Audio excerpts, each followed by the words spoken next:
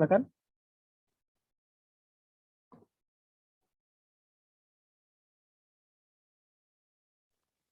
Ya Pak, izin share screen. Oke.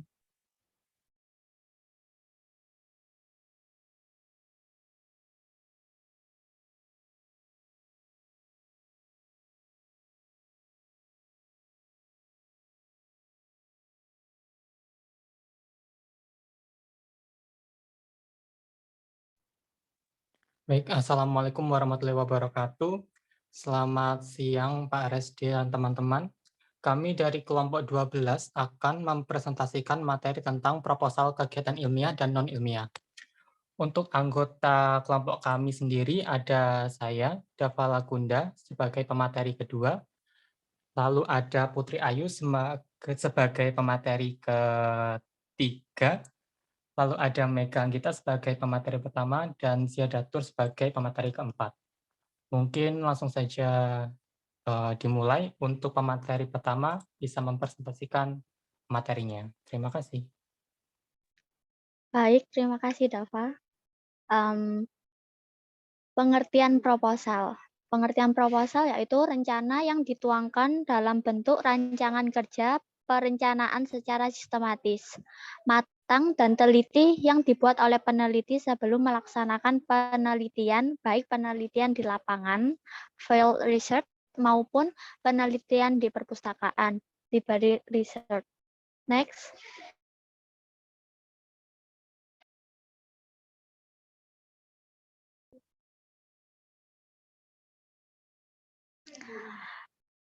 Proposal ada dua, yaitu proposal ilmiah dan non-ilmiah.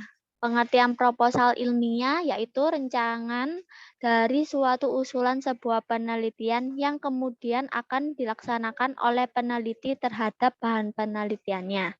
Lalu ada proposal non-ilmiah, yaitu sering digunakan sebagai usulan atau rancangan kegiatan.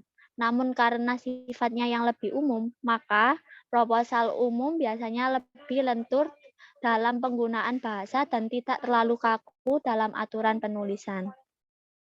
Adapun tujuan proposal yaitu bukan hanya untuk mencari bantuan dana, namun tujuan proposal adalah untuk memperoleh bantuan dana, memperoleh dukungan atau sponsor, dan memperoleh perizinan. Materi selanjutnya akan dilanjutkan oleh Dava. Baik, terima kasih Mega. Akan saya lanjutkan. Fungsi proposal. Fungsi proposal yang pertama yaitu untuk melakukan penelitian yang berkenaan dengan agama, sosial, politik, ekonomi, budaya, dan sebagainya. Yang kedua yaitu untuk mendirikan usaha kecil, menengah, atau besar. Yang ketiga yaitu untuk mengajukan tender dari lembaga-lembaga pemerintah atau swasta. Yang keempat yaitu untuk mengajukan kredit kepada bank. Dan yang kelima yaitu untuk mengadakan acara seminar, diskusi, pelatihan, dan sebagainya. Perbedaan proposal ilmiah dan non-ilmiah. Proposal ilmiah dan non-ilmiah memiliki perbedaan komponen-komponen di dalam masing-masing karya tulis tersebut. Pada proposal formal terdiri atas 3 bagian utama, yaitu yang pertama bagian pendahuluan. Bagian pendahuluan terdiri dari beberapa bagian, yaitu sampul dan halaman judul, kata pengantar, ikhtisar, daftar isi, dan lembar pengesahan. Yang kedua, yaitu ada isi proposal. Isi proposal ilmiah terdiri dari beberapa bagian, yaitu latar belakang, pembatasan masalah, tujuan, ruang lingkup, pemikiran dasar, metodologi, fasilitas, personalia, keuntungan dan kerugian, waktu, dan biaya. Yang ketiga, yaitu bagian pelengkap penutup. Bagian ini terdiri dari beberapa bagian, yaitu daftar pustaka, lampiran, tabel, dan sebagainya.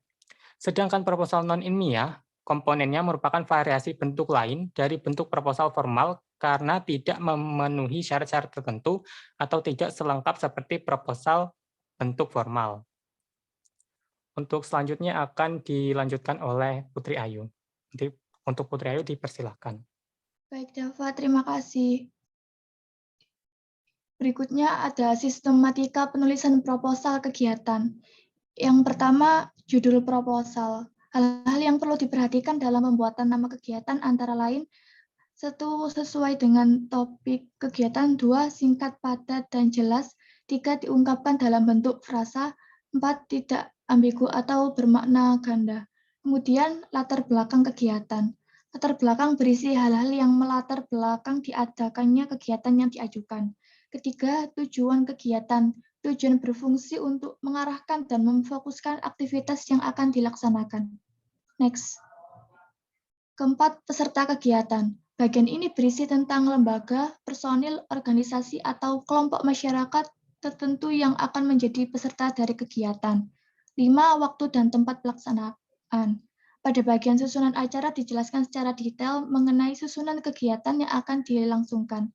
Keenam, ketentuan-ketentuan, contohnya seperti himbauan, larangan, ataupun peraturan yang harus diikuti oleh seluruh peserta.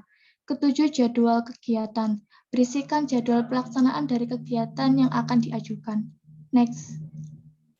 8. Susunan kepanitiaan. Bagian ini menyebutkan tentang susunan panitia yang bertanggung jawab dalam pelaksanaan acara. 9. Rencana anggaran, biaya yang harus diperhitungkan secara logis dan realistis. Baik pemasukan maupun pengeluaran, anggaran biaya dapat dibedakan menjadi 3 bagian, yaitu persiapan, operasional, dan laporan. 10. Penutup. Pada bagian ini, penyusun proposal harus dapat memotivasi calon penyandang dana, donatur, sponsor, atau partisipan dengan cara menunjukkan rasa optimis terhadap kegiatan yang direncanakan. Selanjutnya dilanjutkan oleh Ziadatur. Bab selanjutnya ada ciri-ciri proposal.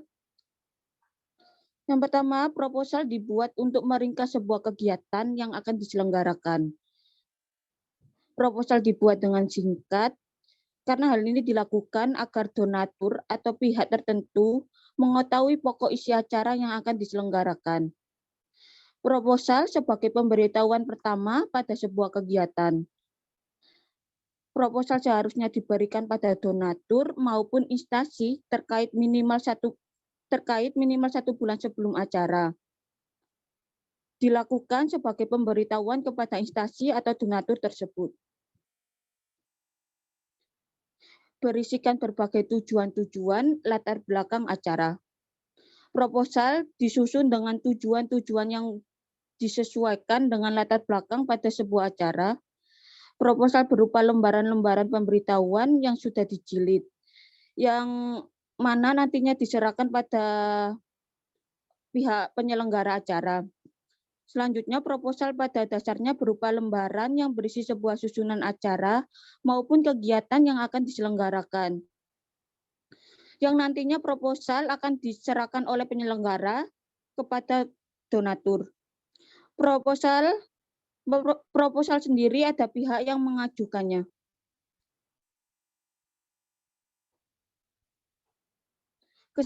Kesimpulan, proposal adalah rencana yang dituangkan dalam bentuk rancangan kerja.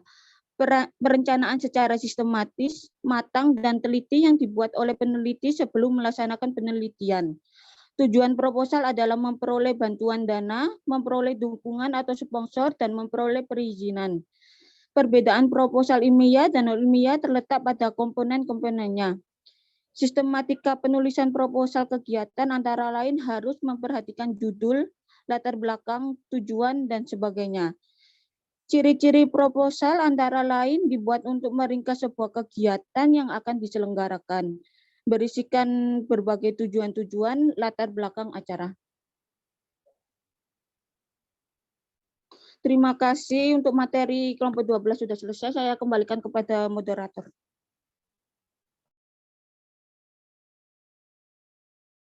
Oke, kelompok 11 sudah siap? Devani? Sebenarnya masih kurang, Pak, tapi nggak apa-apa deh, dimulai aja. Nggak apa-apa, langsung aja. Sebentar, Pak. Ini untuk teman-teman yang mau bertanya bisa langsung tulis di kolom chat. Terima kasih. Oke, silakan.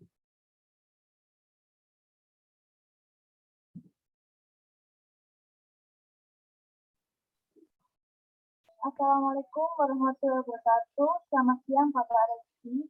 Waalaikumsalam. Perkenalkan, nama saya Tunas Janji yang bertugas sebagai moderator dalam presentasi digital. Adapun anggota kelompok saya, Devani Nuraulia Zain dengan NIM 016, Julia Rahmatia Safitri dengan NIM 032, dengan saya sendiri Alvina Sujanti dengan NIM 058, Muhammad Haris Ataya dengan NIM 060. Baik, langsung saja kita mulai penyampaian materi. Saya persilakan untuk Devani.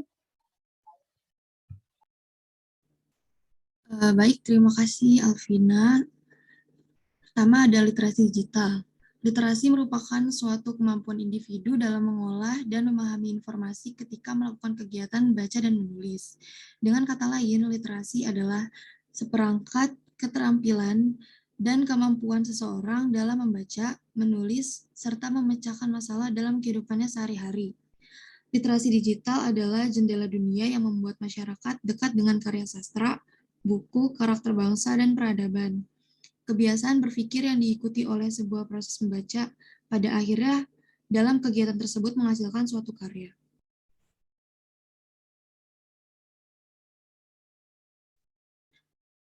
Sastra digital. Sastra berkembang mengikuti teknologi. Mulanya, sastra dimulai dari sastra lisan yang kemudian berkembang mengikuti perkembangan zaman sehingga muncul sastra tulis. Sastra tulis ini kemudian dituangkan dalam bentuk cetak menggunakan kertas sebagai medianya. Seiring dengan perkembangan zaman, muncullah sastra elektronik yang memanfaatkan teknologi sebagai medianya, yaitu komputer, handphone, dan internet. Sastra yang ada di media sosial dengan memanfaatkan teknologi seperti komputer, handphone, maupun internet dapat disebut dengan sastra digital atau sastra siber. Sastra digital merupakan alternatif pembelajaran multidisiplin dengan paket sajian pengarang baru, terutama dalam kemasan multimedia, multimodal, dan estetika interaktif, menurut Montoro. Lalu ada macam-macam karya sastra digital. Yang pertama ada sastra lisan. Sastra lisan dipertunjukkan di hadapan pendengar yang melakukan evaluasi, baik cara maupun isi pertunjukan. Evaluasi bukan merupakan kesimpulan dari pertunjukan tersebut, melainkan merupakan sebuah kegiatan yang berlangsung yang tercermin dalam tingkat perhatian dan komentar. Perkembangan penelitian terhadap sastra lisan yang merupakan sastra rakyat dilakukan dengan menggunakan metode-metode historik komparatif, historik geografik, dan historik struktural. Lalu ada sastra naskah. Sastra naskah yang sudah amat lama selaras dengan adanya era manuskrip dan budaya manuskrip. Naskah dalam pengertian yang sebenarnya adalah sebuah peninggalan tertulis yang ditulis dengan tangan oleh manusia masa lalu, baik pada kertas, lontar, kulit kayu, maupun rotan. Teks sastra adalah teks-teks yang disusun dengan tujuan artistik dengan menggunakan bahasa. Bahasa yang digunakan terdiri atas bahasa lisan dan bahasa tulis. Lalu bisa dilanjutkan oleh rekan saya, Muhammad Daris, dipersilakan. Oke, baik, terima kasih. Selanjutnya, macam-macam karya sastra digital. Yang pertama, sastra cetak tulis. Sastra cetak tulis yang hadir seiring dengan eksisnya keaksaraan dan budaya baca tulis, inilah yang biasa kita pahami sebagai tradisi dan budaya literasi. Kemudian sastra digital. Sastra digital atau sastra siber merupakan aktivitas sastra yang memanfaatkan komputer atau internet. Septiani 2016 Paraiba dalam menyatakan bahwa sastra cyber memanfaatkan kemampuan dan kemajuan teknologi H3 komunikasi sebagai sarana dan prasarana berkarya dan sastra digital. Dan karya sastra digital merupakan alternatif pembelajaran multidisiplin dengan paket sajian pengarang baru, terutama dalam kemasan multimedia, dan estetika interaktif. Next.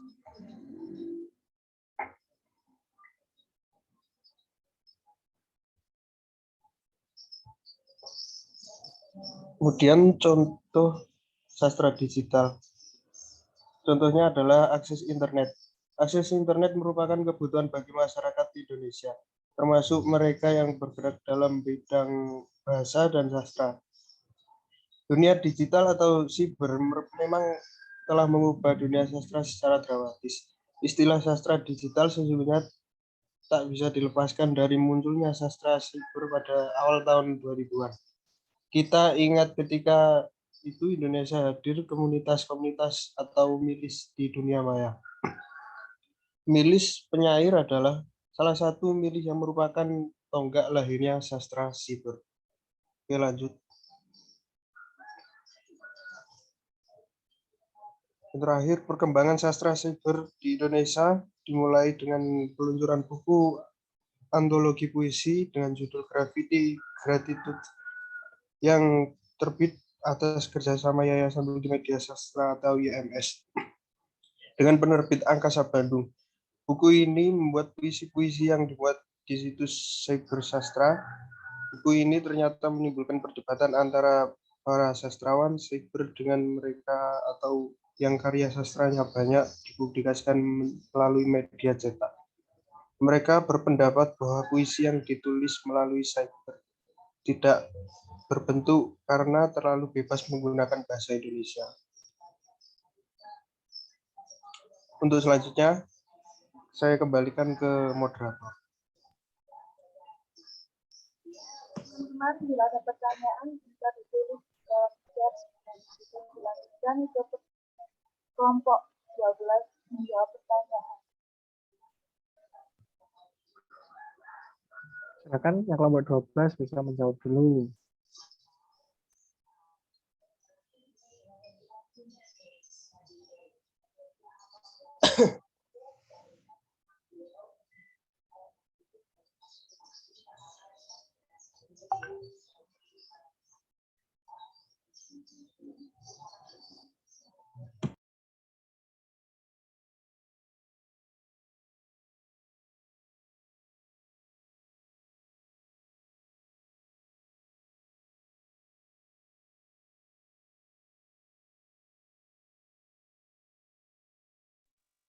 Baik, saya akan membacakan pertanyaan yang pertama dari Haura Mutiara Imani dari kelas B NIM 056.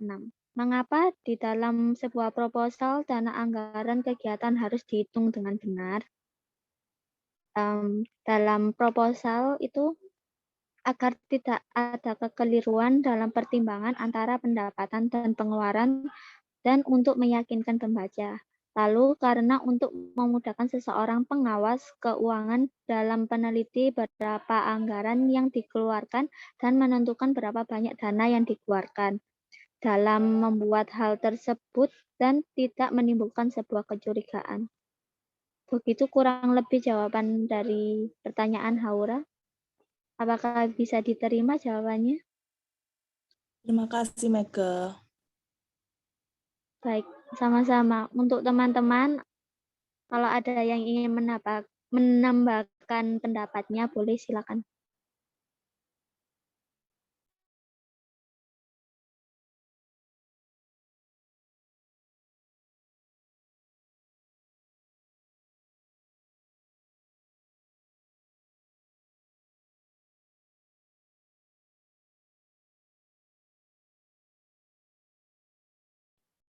Silakan, ada lagi pertanyaannya.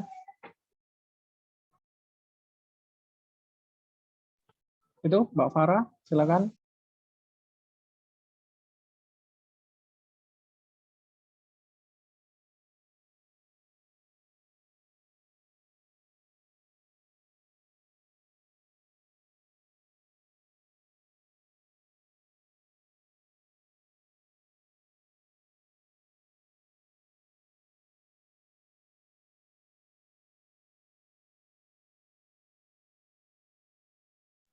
Halo, Mbak Farah.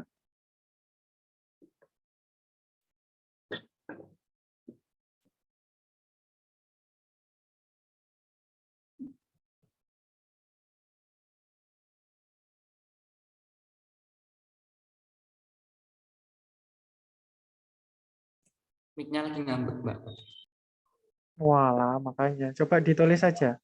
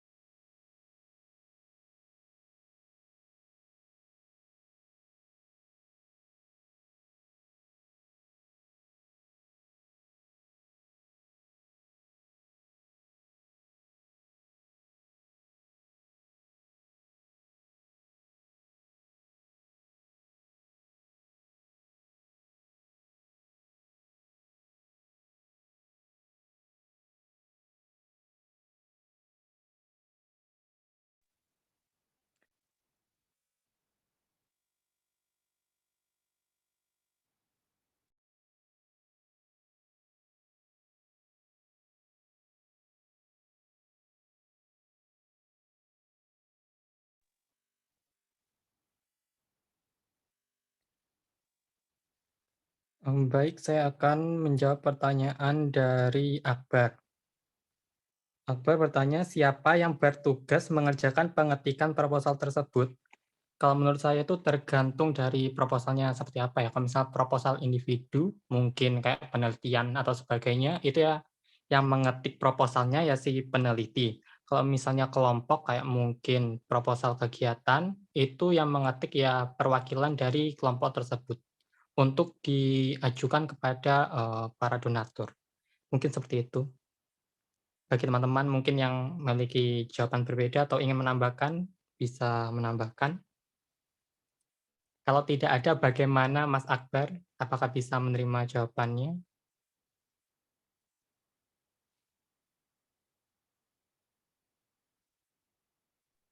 Makasih dapat jawabannya. Oke, terima kasih. Sama-sama.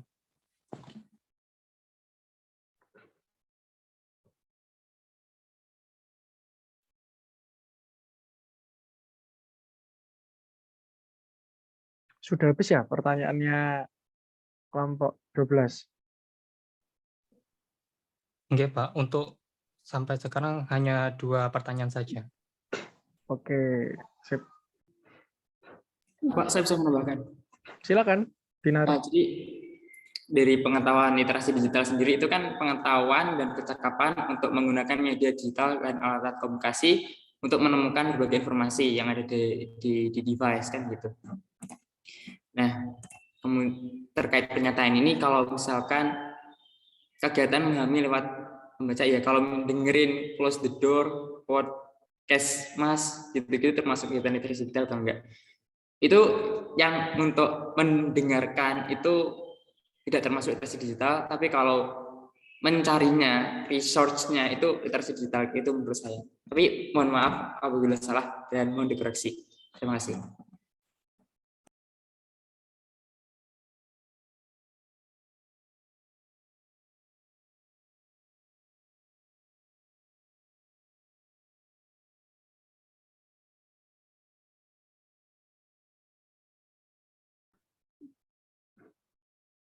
Itu ada lagi yang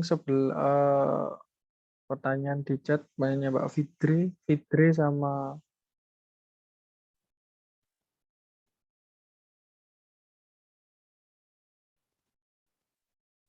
Tohira.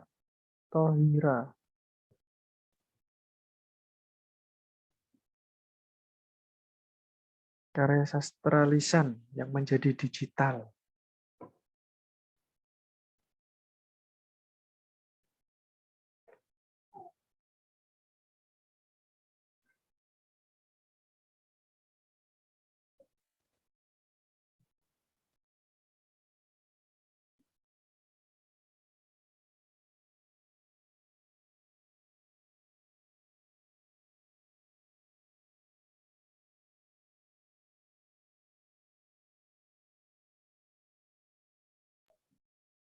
Saya akan menjawab pertanyaan dari Cut Tohira dengan NIM 059. Pertanyaannya yaitu, contoh karya sastra digital yang tertulis dan secara lisan. Terima kasih. Untuk contohnya dari karya sastra dari segi lisan, contohnya yaitu berupa film, video, gambar, dan semacam audio visual. Dan kalau dari segi tertulis, yaitu contohnya puisi, cerita pendek, novel, dan naskah teater dalam bentuk format e-book atau PDF. Apakah jawaban saya membantu, Cut? Membantu, Daris. Terima kasih banyak. Oke, terima kasih, Cut.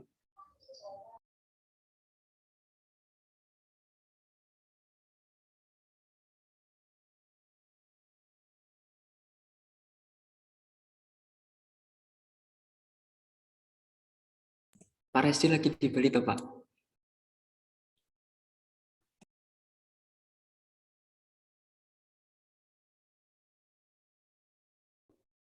Lagi sepai-sepai angin ini, enak menikmati ya. Masa belakang gambarnya buku terus. Sekali-kali beda dong yang lain. Anginnya sejuk, Pak ya, anginnya enak. Sejuk banget. Sejuk banget anginnya. Sampai baju saya basah ini di pundak ini. Karena ombaknya banyak. Banyak sekali. Kebanyakan gambarnya buku di belakang, terus gambarnya rumah, ya kan? Gambarnya apalagi itu terlalu mainstream, ya kan? Kalau gambar pemandangan kan jarang, makanya cari yang unik gambarnya. Kayak gambarmu itu di belakang mana itu? Itu ada gambarnya anim. Nah ini malah Haura belum waktunya buka puasa udah gambarnya McD loh ya.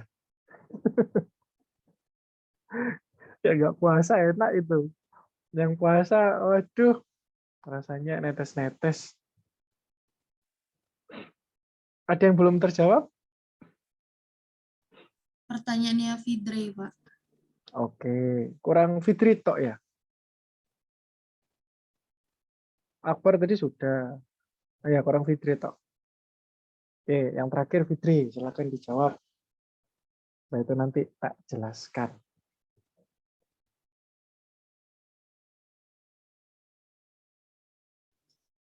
Pak, kalau misalnya cuma bisa jawab metode histori komparatif gimana, Pak? Apa-apa, nggak apa-apa, jawab aja yang penting. Ya udah. Kalau yang penemuan aku, metode histori komparatif itu metode yang menempatkan waktu kesejarahan dan variasi antar budaya sebagai pusat pertanyaan penelitian, pengumpulan data, dan analisis data. Bagaimana, Fidri? Terima kasih Devani atas jawabannya. Ya, sama-sama. Oke, jadi ada beberapa pertanyaan ya. Beberapa pertanyaan tentang sastra digital, juga tentang proposal. Oke. Saya akan membahas tentang sastra digital dulu. Sastra digital itu, apakah, tadi pertanyaan bagus ya, apakah close the door, Puskesmas, dan lain-lain itu termasuk sastra digital enggak? Nah, tadi Mas Binar bilang tidak termasuk, yang termasuk itu adalah tulisannya. Ya betul, dikatakan namanya literasi, itu kan kita membaca. Ya kan? Tapi di sisi lain tadi Mas Daris juga mengatakan kalau macam-macam sastra digital itu ada video, ya kan? Ada gambar, ada apapun yang basisnya digital. Oke, itu juga betul.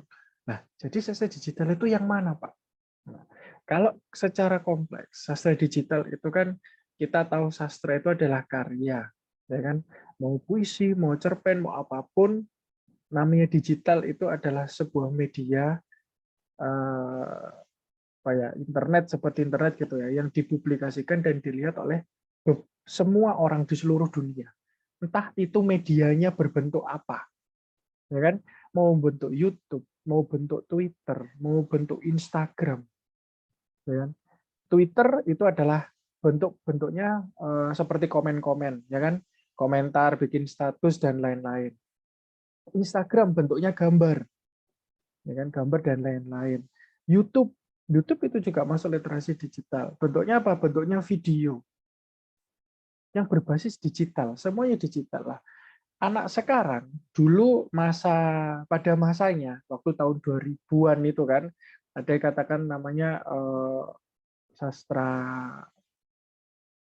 peralihan dari mulai yang kita sebut literasi, ya kan, dari literasi terus di 2000-an muncul ada sastra digital itu sebutannya istilahnya tadi itu sastra cyber, ya kan, yang isinya tentang hal-hal yang berbentuk uploadan di media sosial atau cerpen-cerpen kita cari di Google itu juga udah termasuk sastra digital.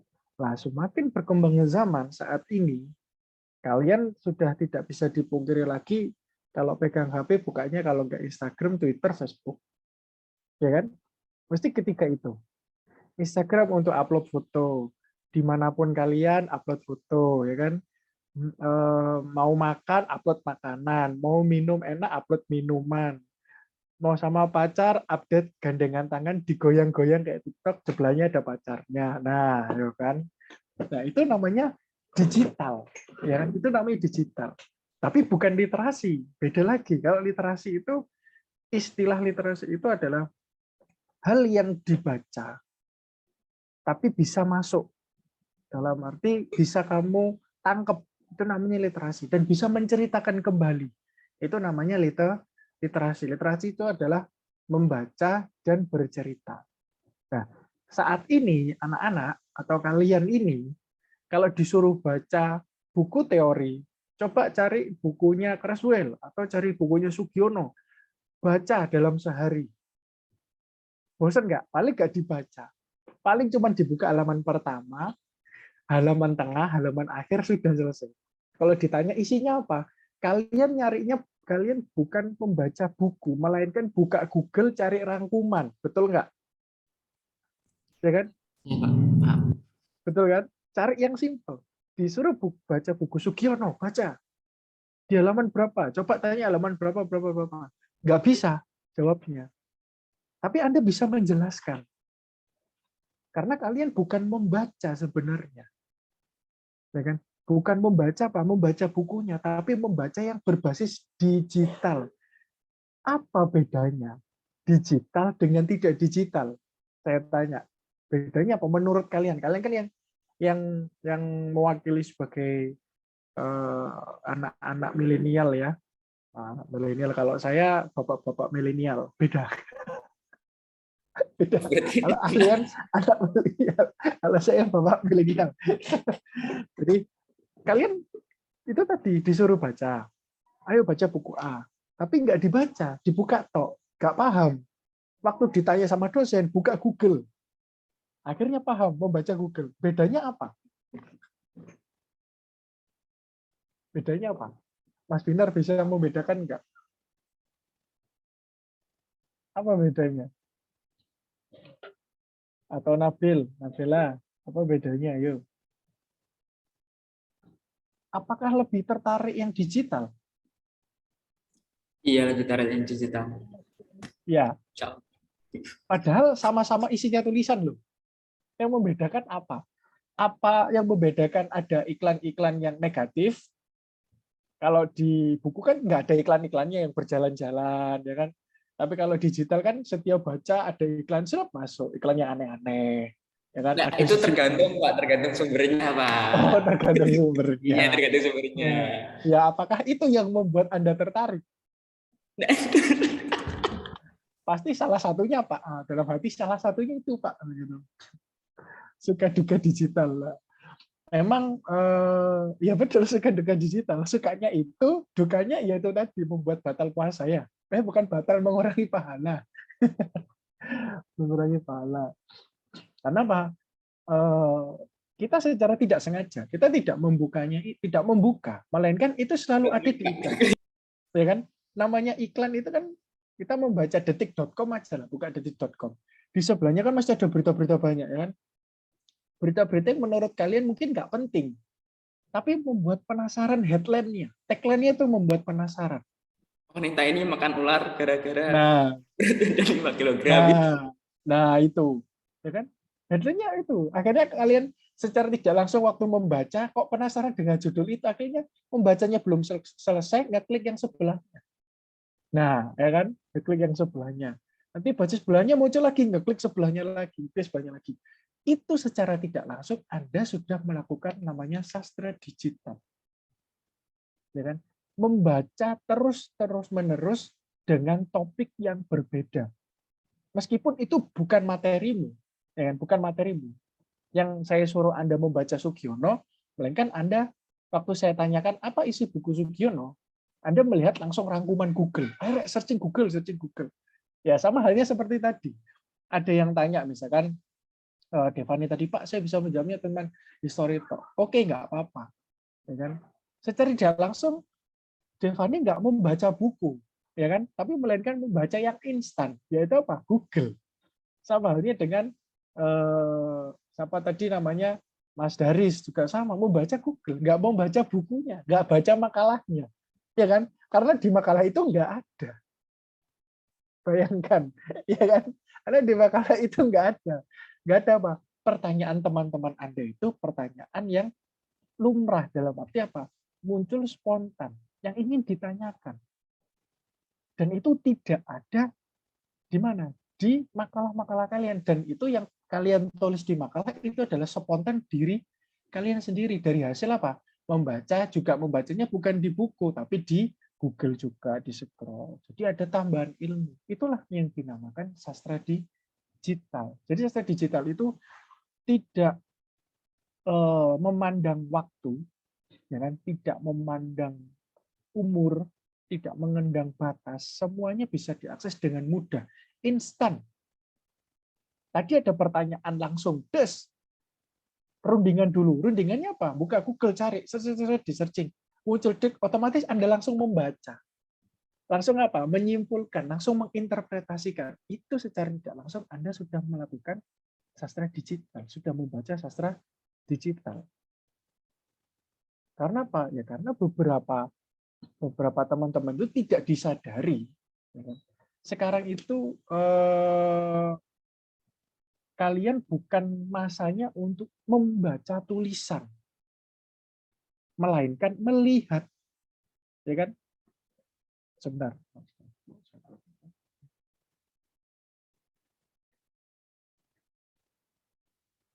Jadi masanya kalian itu adalah masa melihat, bukan masa membaca. Kalau disuruh membaca, susah sekali.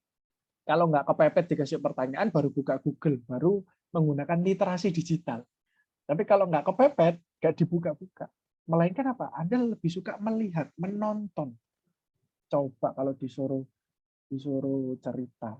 Tadi malam siapa yang ikut Shopee Goyang? Ayo, nah.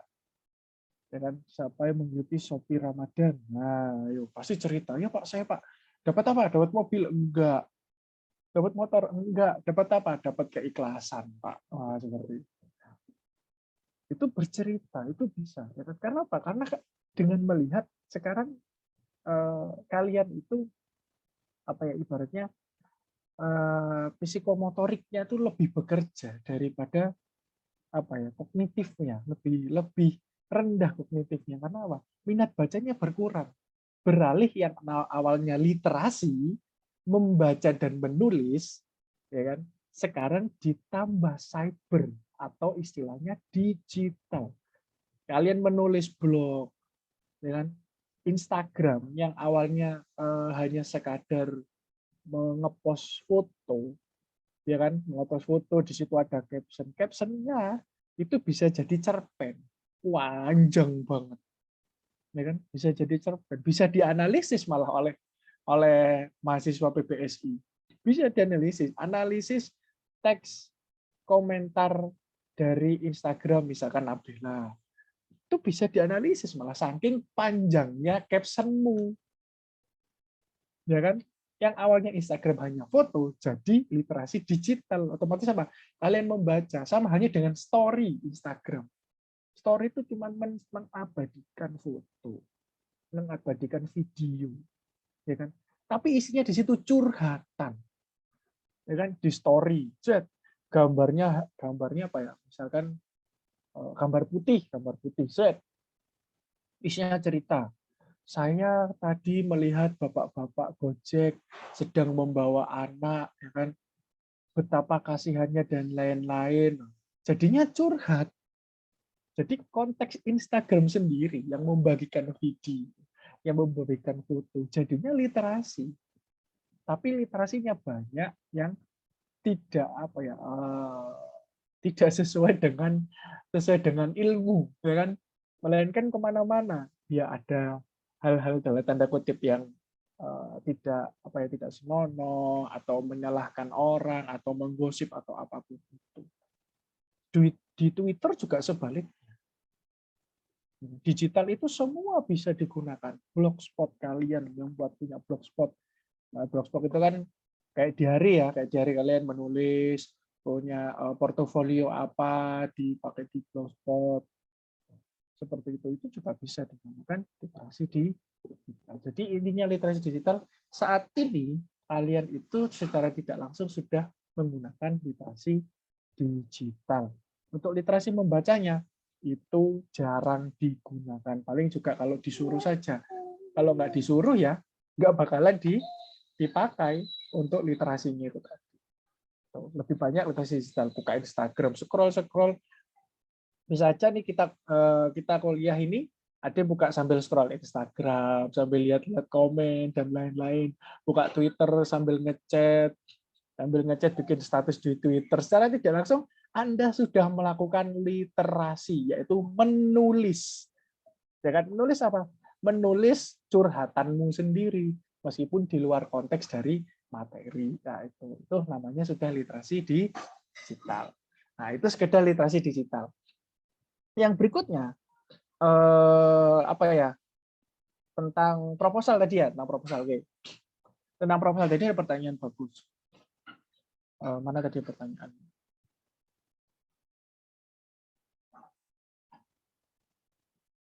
Pak, bagaimana, apa gunanya, apa tadi? Pertanyaan yang tentang uang tadi, apa tadi pertanyaannya?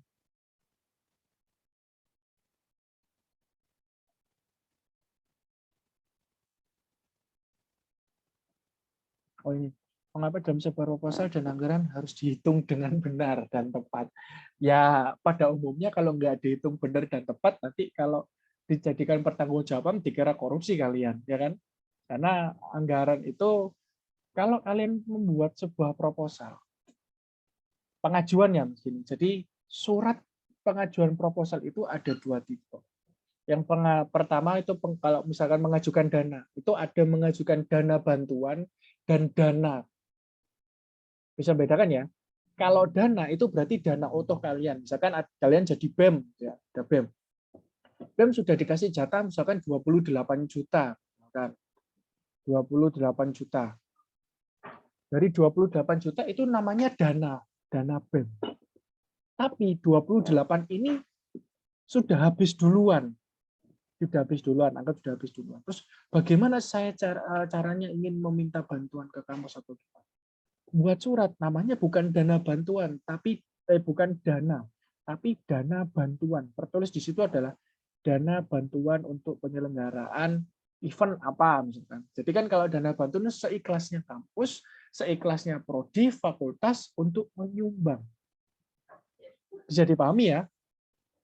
Tapi kalau hanya dana saja, berarti itu dana yang sudah dibagikan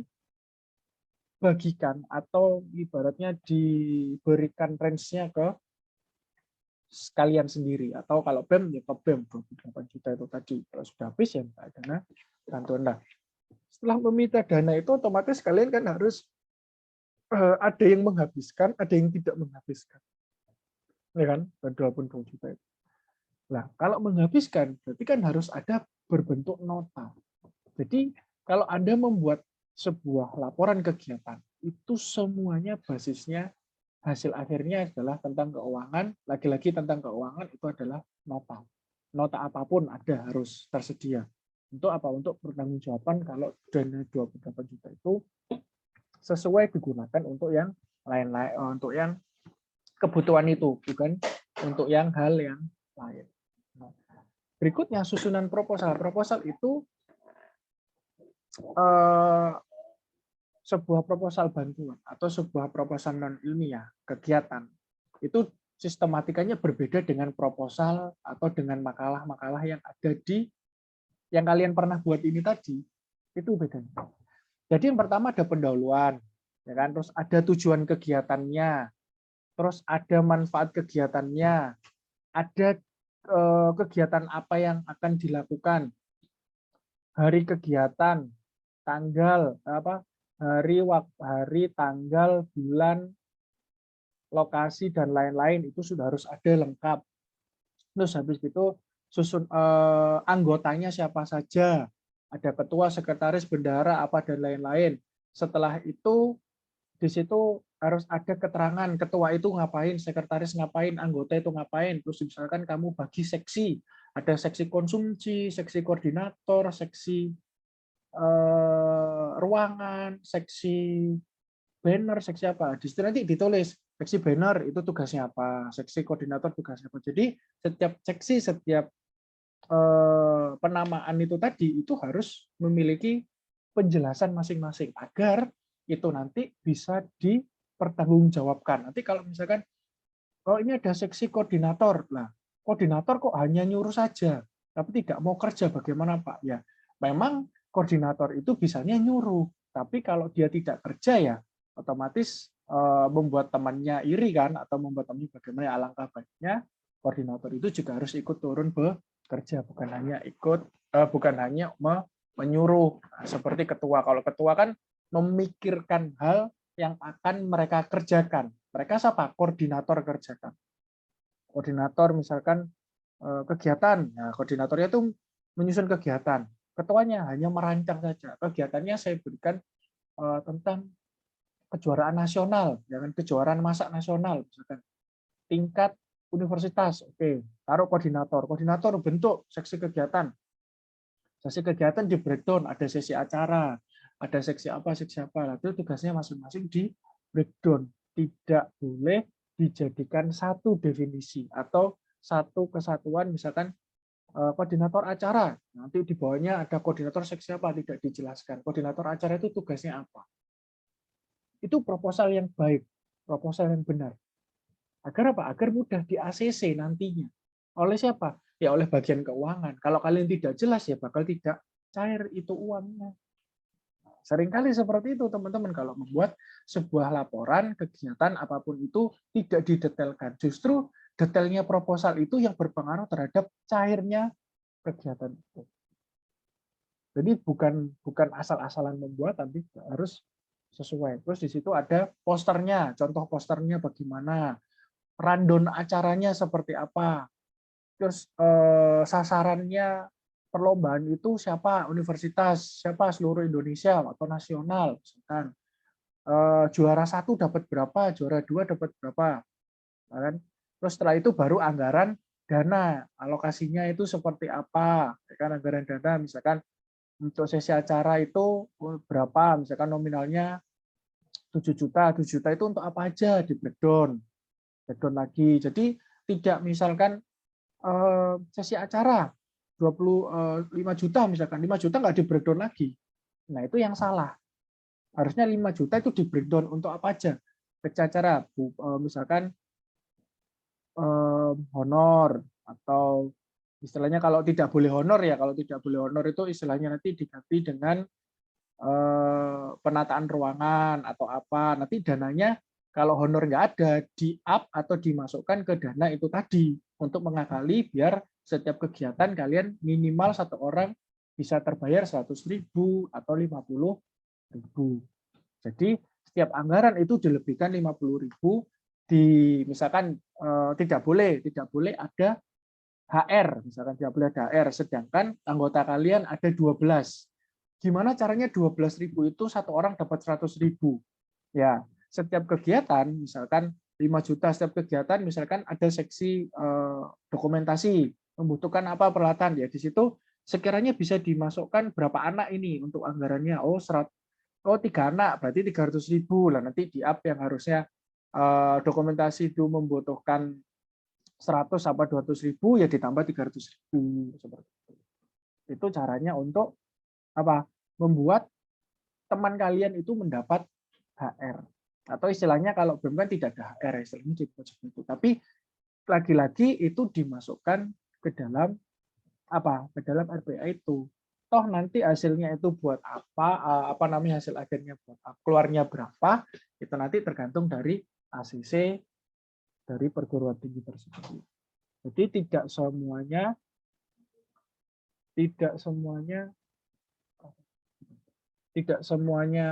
anggaran dana itu bisa cair dengan mudah. Harus ada detailing seperti hal itu tadi.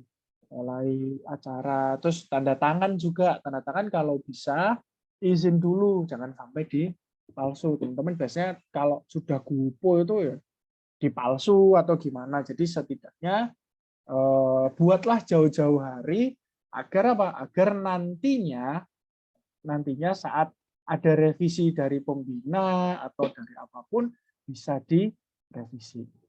Nah, nanti bisa mungkin disisihkan untuk pembina berapa, bisa apa ya? Bisa save untuk kalian pembina dan lain-lain.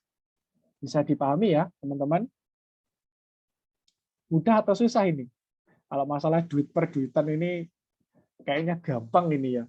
Proposal kegiatan ini. Ada yang pernah mengeluarkan proposal kegiatan?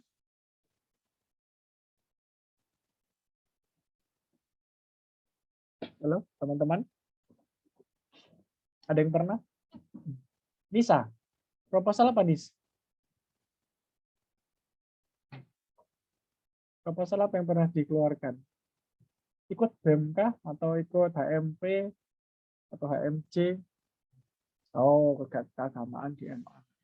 Jadi harus mengikuti struktur-struktur dari, biasanya di setiap fakultas atau di setiap itu memiliki struktur yang apa ya, yang beda.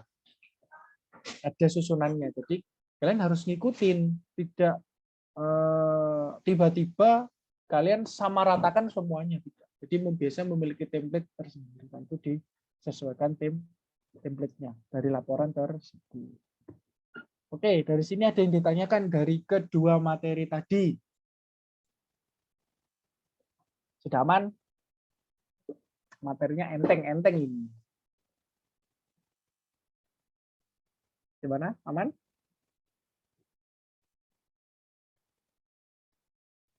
Sudah bisa dimengerti?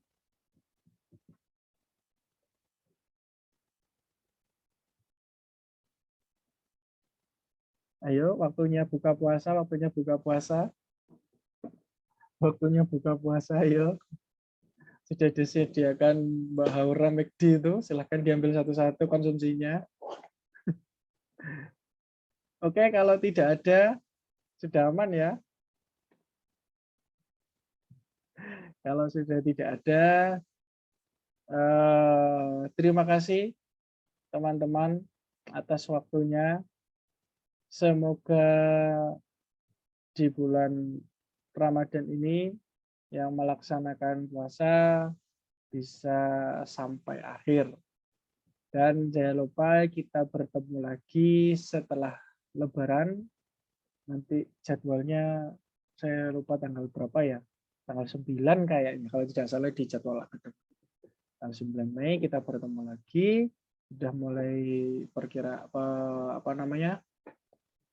perkuliahan kembali. Nah, nanti angpau silahkan minta ke saudara-saudara masing-masing. Angpau, Pak. Minta saudara masing-masing. Saya hanya bisa memberikan angpau digital, oke? Angpau digital, Sherlock. Oh, kalau Sherlock boleh nih. Sherlock di mana? Oh, TF, transfer, ada lagi. Sekarang serba digital ya, semua serba bisa. Oke, sip. Bagus, benar. Terima kasih teman-teman. Selamat berlibur. Minal aizin wal faizin. Mohon maaf lahir batin yang merayakan Ramadan dan yang tidak merayakan juga. Semoga ikut merayakan hari besar umat Islam. Oke, terima kasih. Sampai bertemu setelah Lebaran. Selamat liburan dan jangan lupa bahagia liburan. Jangan sedih-sedih, jangan galau-galau. Kalau yang putus tetap semangat. Oke, sekian dari saya. Assalamualaikum warahmatullahi wabarakatuh. Waalaikumsalam warahmatullahi wabarakatuh. Makasih, Pak. Sama-sama. Ya, cari lagi boleh, cari lagi. Pak, saya mau bertanya, Pak. Apa? Saya mau bertanya. Ya, kenapa, Mbak? Pak, berarti untuk pertemuan selanjutnya kita masih online atau offline? Ayo, mau online apa offline? Tak tanya.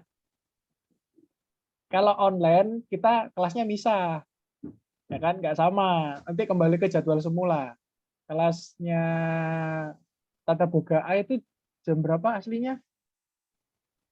10. 10 ya? Jam 1. Bentar, lupa, Pak. Berapa ya? Kalau nggak salah B itu 11, 10 ya, apa 11 ya? Pak, tapi ini tinggal beberapa kelompok, Pak. Itu pun gabungan, kan nanggung gitu loh, Pak. Oh, ya, oke, ya sembarang. Wis, gimana teman-teman? Ayo. Offline aja, Pak.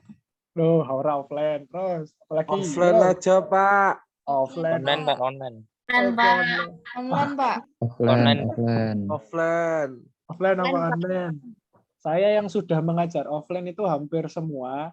Kayak Vio, 1 kelas sudah offline, satunya masih minta daring, cuman sepertinya habis Lebaran offline. Yang kelas C, terus yang vokasi itu dua-duanya sudah offline. Saya di Pasca Sarjana, terus tinggal tata boga ini, tinggal kalian mau offline apa mau online. Ayo. Kalau offline itu berarti kita buat kelompok baru, Pak. Soalnya kelompoknya kemarin kan gabungan gitu loh. A sama B. Oh iya betul, gabungan ya buat kelompok baru. Iya nggak apa-apa buat kelompok baru aja. Tinggal berapa materi sih? Bentar. Kita tinggal 3 materi kayak nggak salah. Ini pertemuan ke-12 kan kita? 11 apa 12? 12. Ya 12. 12 kan? 12. Berarti kan tinggal 13, 14. Ya. Nah, kurang 2 kan? Nah, teman yang belum dapat, masukkan aja. Bisa di breakdown. Oke? Cuman jamnya ini, jam berapa ini? Saya lupa jam kalian. Yang jam 1 itu kelas D apa kelas E? Kayaknya jam 1 itu kelas D ya? Ya, kelas B. Apa? Kelas B. Kelas B. B ya? B jam 1. Kalau nggak salah kelas B. Nah, ini si Farah bilangnya kelas B pagi. Loh, iya. Kelas A, Pak, yang pagi. Kelas A pagi. Pagi jam berapa? Jam 10.20. 10.20. Jam 10.20. 10.20 jam 12, Pak. Oke, berarti saya habis dari vokasi langsung ke kalian. Kalian masuk vokasi nggak sih? Sama aja kan? Iya, Pak, sama. Sama. Tapi kelasnya beda. Ruangannya beda. Di Pasca apa di teknik?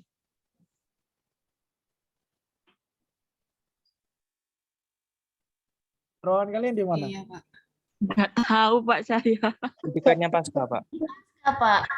Benar di Pasca kan? Ya. Iya, Iya, Pak. ya udah kalau benar di Pasca. Betulan loh ya, nanti ya dicek lah. Tadi saya nanti kan dari MI sesama Pasca kan enak, tinggal K2, ya berarti sama dong K2. Saya juga di K2 di Pasca, di MI. Tinggal ruangannya paling ya beda ya. Oke, sip. Fix ya. Habis lebaran kita offline. Deal? Deal, Pak. Deal? Saya ngikut. Pak, Deal, Pak. Deal, oke. Sip. Kalau deal berarti setelah lebaran kita ketemu offline. Sip. Masa nggak pernah ketemu ya kan? Saya kan pengen juga ketemu kalian. Cuman Tata Bogato ini yang tidak pernah ketemu. Yang lainnya udah ketemu. Oke, terima kasih teman-teman. Sampai jumpa luring setelah lebaran. Sekian dari saya. Wassalamualaikum warahmatullahi wabarakatuh. Waalaikumsalam warahmatullahi wabarakatuh. Terima kasih. Waalaikumsalam warahmatullahi wabarakatuh. Terima kasih, Pak. Terima kasih, Pak. Sama-sama.